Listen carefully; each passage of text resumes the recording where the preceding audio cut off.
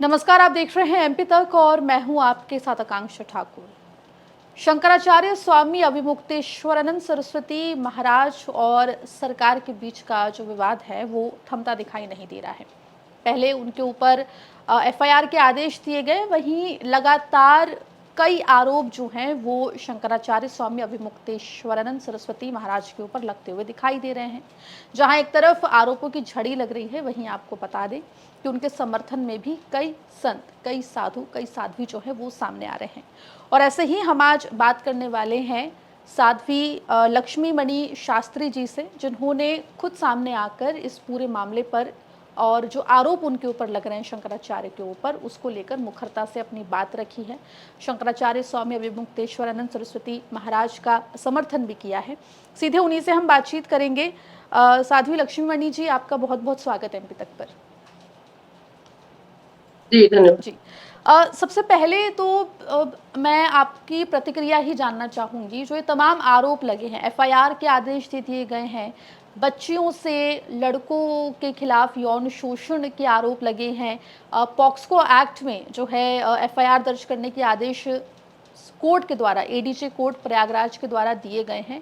इन आरोपों पर आपका क्या कहना है, क्या आपकी प्रतिक्रिया है?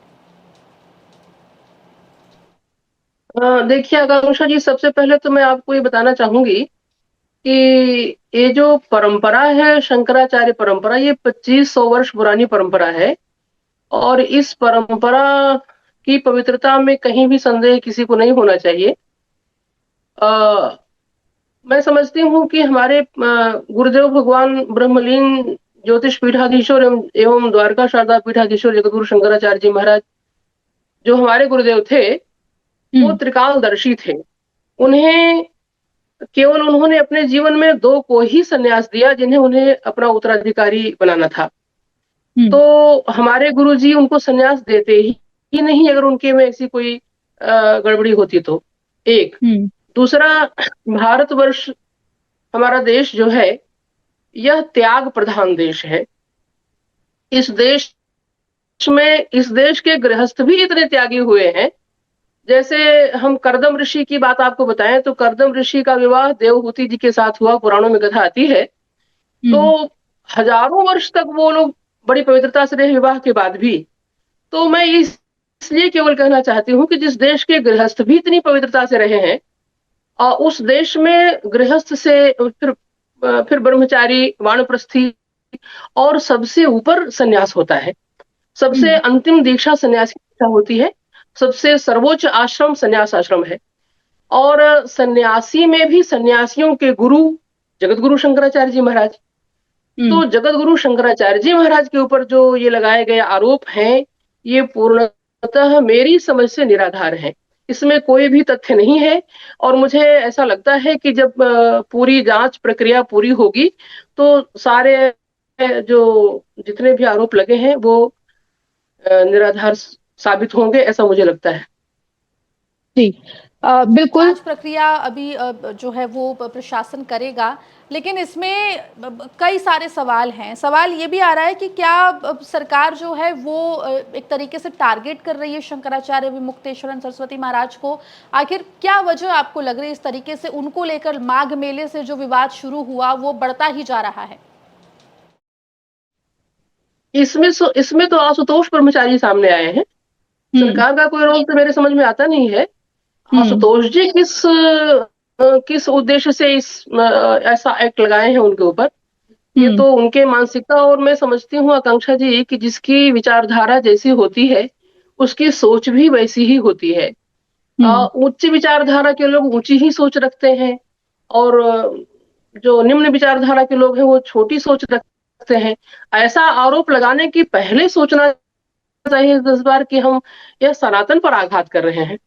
तो ये जो आशुतोष जी पूरी तरह से इसमें, मुझे मेरी समझ में जो सामने आ रहे हैं आशुतोष जी हैं, और तो कोई सामने आ नहीं रहा है। जी और बिल्कुल। दूसरा ये है, एक बात और भी मैं स्पष्ट करना चाहती थी। जैसा कि उनके विषय में ऐसा भी आरोप लग रहा है कि 5 मंजिला उनका आश्रम है, शीश महल बना है, स्विमिंग पूल है। तो उसके विषय में भी मैं स्पष्टीकरण ये करना चाहूंगी कि वह आश्रम मेरे सामने बना है।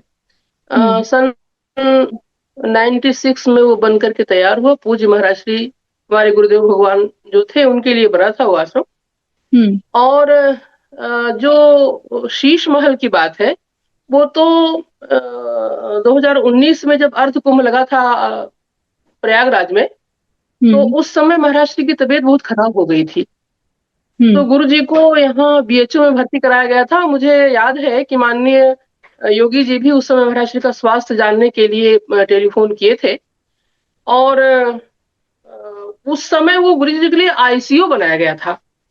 महाराज श्री को ऑक्सीजन की कमी हो रही थी, तो इसलिए उनके लिए आईसीयू रूम बना था वो, न कि वो शीश महल बना है उनके लिए।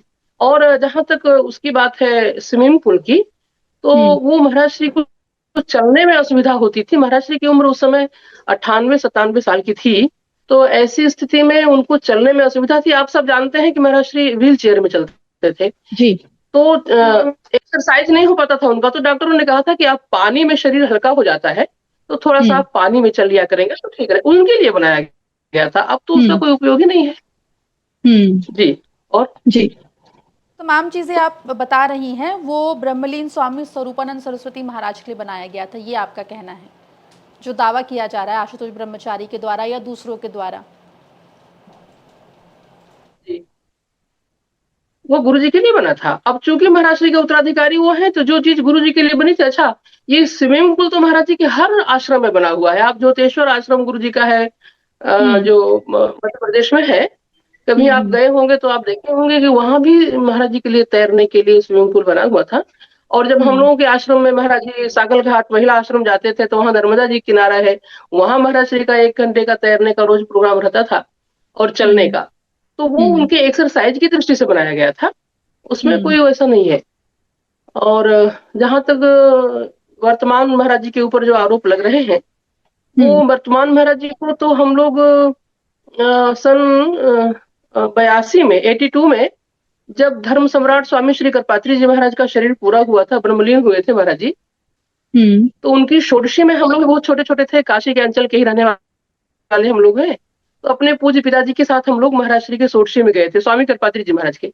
तो उस समय वर्तमान शंकराचार्य जी महाराज अपने गुरु जी के साथ आए हुए थे, ब्रह्मचारी राम चेतन जी के साथ।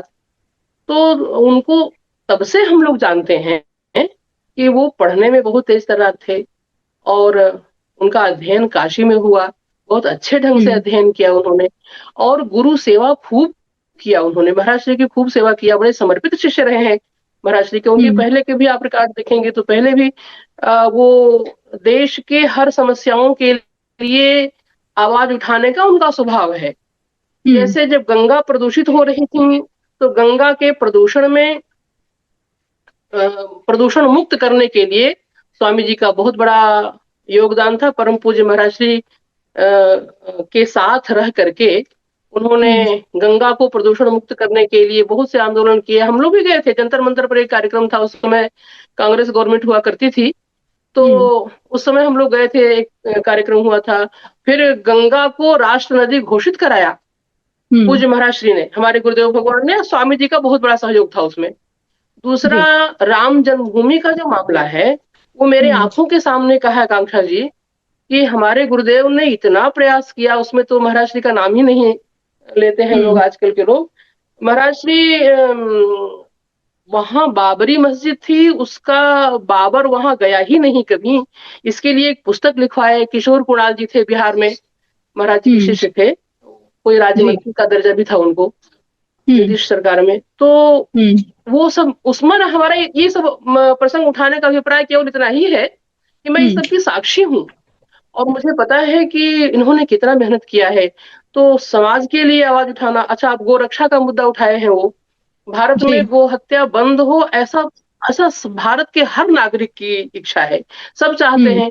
क्योंकि हर नागरिक की बात कोई सुनता नहीं है, तो इसलिए वो सर्वोच्च पद पर बैठे हुए हैं, धर्माचार्य हैं, तो उठाते हैं उस बात को। तो उठाना भी चाहिए उन्हें, ऐसा मैं मानती हूँ। और शायद हो सकता है कहीं न कहीं से ये बात किसी को अच्छी न लगती हो, इस वजह से लोग उनके पीछे पड़े हुए हैं, यह भी हो सकता है एक कारण। जी, देखिए बिल्कुल आरोप हैं उनके ऊपर लगे हैं, एडीजे कोर्ट ने एफआईआर करके जांच करने के आदेश भी दिए हैं।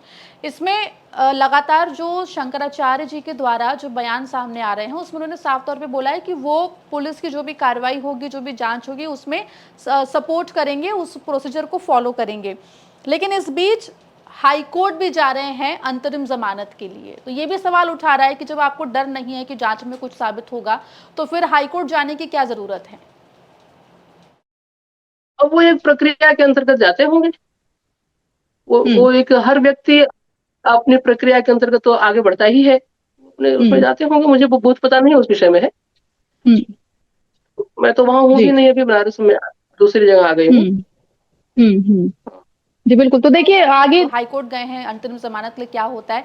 लेकिन यूपी पुलिस अगर आगे चलकर, क्योंकि जांच तो शुरू हो गई है और अगर पूछताछ के लिए जाती है, गिरफ्तारी होती है अगर शंकराचार्य अभिमुक्तेश्वरानंद सरस्वती महाराज की, तो ऐसे में संत समाज का क्या रिएक्शन होगा? संत समाज इसको लेकर क्या बातचीत हो रही है? क्या आप लोगों ने कुछ सोचा हुआ है इसको लेकर कि अगर गिरफ्तारी हुई तो क्या करेंगे? नहीं, गिरफ्तारी तो मेरी समझ से तो ऐसा होगा नहीं, और यदि हम्म होता भी है तो फिर आगे हम लोग विचार करेंगे कि हमें क्या करना है, अगला कदम हमारा क्या होगा। इस विषय में कुछ हम्म होगा तो अवश्य, ऐसा नहीं कि लोग चुप बैठेंगे। हम्म और मैं समझती हूँ कि सभी शंकराचार्य इस मुद्दे पर और सभी धर्माचार्य महाराज जी के साथ हैं, और धर्म के साथ सब लोग हैं। महाराज जी के साथ होने का मतलब धर्म के साथ सब लोग हैं। हम्म यह सर्वोच्च पद है सनातन धर्म का, इस पर हम्म कुठाराघात नहीं होना चाहिए। यदि हो रहा है तो सबको साथ आना भी चाहिए। मैं समझती हूँ आप भी मेरे साथ रहेंगी, रहेंगी ना? जी जी जी जी। बिल्कुल। कुछ ब्रह्मचारी जिन्होंने शिकायत की है, उनको लेके उनके ऊपर भी कई आरोप शंकराचार्य ने खुद लगाए, हिस्ट्री शीटर बताया उनको। मुकुंदानंद जो उनके शिष्य है, उन्होंने भी कई आरोप लगाए। क्या कभी आपकी उनसे मुलाकात हुई? उनके बारे में आप कितना जानती हैं? हम तो पहली बार नाम ही सुने उनका, हम कभी नहीं जानते उनको। और हम्म हिस्ट्री टीचर होना तो थाना ही प्रमाणित करता है कि जो जैसा वो लोग कह रहे हैं कि उस थाने में हम्म पता नहीं किस नंबर पर उनका नाम दर्ज है, वो क्या है। और हिस्ट्री टीचर का तो मुझे पता नहीं है क्या है, वो नहीं है। हम्म वो तो आप ही वो ज्यादा जानते हैं, पुलिस वाले ही, कि उस विषय में क्या है वो। और हम्म आशुतोष को मैं पहली बार नाम ही सुनी, मैंने कभी देखा भी नहीं उन्हें मठ में अपने यहाँ। रामभद्राचार्य जी के शिष्य हैं। हाँ, ऐसा वो कह रहे हैं, लेकिन परम पूज्य राम भद्राचार्य जी महाराज कुछ नहीं कह रहे हैं उस विषय में। हम्म आपने देखा होगा जब उनसे पूछा तो उन्होंने कहा कि ये भ्रम है, इतना ही कहा उन्होंने। कि वो हम्म ऐसा कह रहे हैं कि मेरे आपके शिष्य हैं, लोगों ने पूछा तो उन्होंने कहा हम्म कि यह भ्रम है, और तो कुछ कहा नहीं हम्म उन्होंने। जब गुरु स्वीकार नहीं कर रहा है तो मुझे तो नहीं लगता है कि उनके शिष्य हैं वो। किसी का नाम हम्म लेकर कोई अगर अपने आप को प्रमाणित करता है तो वो तो उसकी अपनी विशेषता है। और हम्म महाराज जी तो कुछ कह नहीं रहे हैं, राम हम्म भद्राचार्य जी कुछ नहीं कह रहे हैं इस विषय में। हम्म जी तो पहली बार इस पूरे मामले के सामने आने के बाद ही आशुतोष ब्रह्मचारी का नाम सुना। हाँ, हम तो पहली बार नाम सुने, हमने कभी सुना भी नहीं था नाम उनका। जी आपकी शंकराचार्य जी से कोई बातचीत हुई? मैं तो इस बीच में क्या, जब हम्म प्रयाग से प्रकरण शुरू हुआ तब मैं वहाँ सिवनी में मेरी कथा चल रही थी। मैं थी हम्म ही नहीं यहाँ पर। अब मैं कल अवश्य गई थी मठ में। हम्म तो कल गई थी मैं, लेकिन इतना भीड़ थी, इतने पत्रकार घेरे थे महाराज जी को, बहुत ज्यादा भीड़ भाड़ थी, तो बहुत विशेष चर्चा कुछ नहीं हो पाई हमारी। जो हम्म उन्होंने जो वक्तव्य वो दे रहे थे वही मैं सुन पाई, और तो कुछ मैंने सुना, हमारी कोई बात नहीं हो पाई इस विषय में।